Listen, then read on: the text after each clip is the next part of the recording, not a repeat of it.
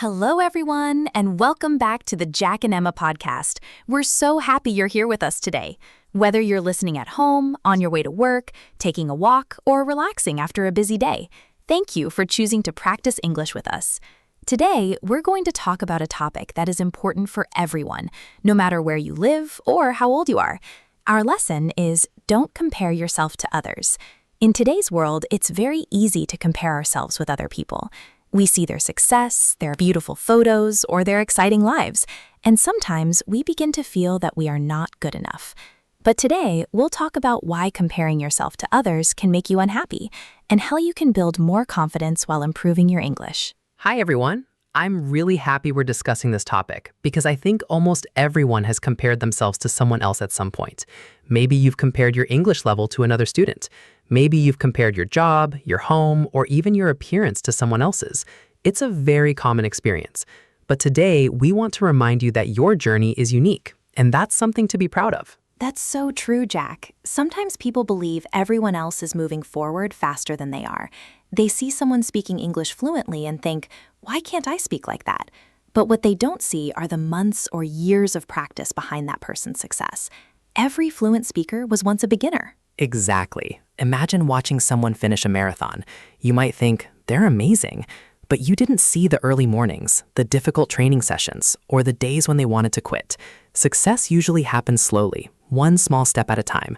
The same is true for learning English and for achieving any goal in life. I like to think of life as a garden.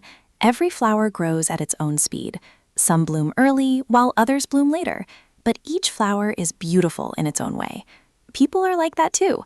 We all grow, learn, and succeed at different times. That's a wonderful example. If you compare a flower to a tree, neither one is better. They're simply different. People also have different talents, dreams, experiences, and opportunities. Comparing yourself to someone with a completely different life isn't fair to yourself. One place where people often compare themselves is social media. We scroll through photos and videos, and it seems like everyone else is always happy, successful, and confident. But social media usually shows only the best moments, not everyday life. That's right. People usually share their vacations, celebrations, and achievements. They don't often share their worries, mistakes, or difficult days. So if we compare our everyday life to someone else's best moments, we'll probably feel disappointed. That's why it's important to remember that what we see online isn't the whole story. Every person has challenges, even if we can't see them. Everyone experiences disappointment, fear, and uncertainty sometimes. Instead of comparing yourself with other people, try comparing yourself with the person you were yesterday. Ask yourself, have I learned something new today? Have I become a little kinder? Have I practiced my English? Those are much healthier questions. I love that idea because it focuses on personal growth. If yesterday you knew 10 English words and today you know 11, you've already made progress. Maybe nobody else notices it, but you should. Small improvements matter. They certainly do. Sometimes people don't celebrate small victories because they think only big achievements are important. But every big achievement is made up of many small victories. Every page you read, every podcast you listen to, and every conversation you practice helps you become stronger. Speaking of English, many learners tell me they feel nervous because they think other students speak better than they do. But I always remind them that learning isn't a competition. Your goal isn't to be better than someone else. Your goal is simply to become better than you were yesterday. That's exactly the right attitude. Imagine two students. One studies every day but learns slowly. The other learns quickly. Does that mean the first student will never succeed? Of course not. If the first student stays consistent, they can become fluent too. Everyone learns at a different speed. That's something we should all remember. Progress isn't a race. Some people reach their goals quickly, while others take more time.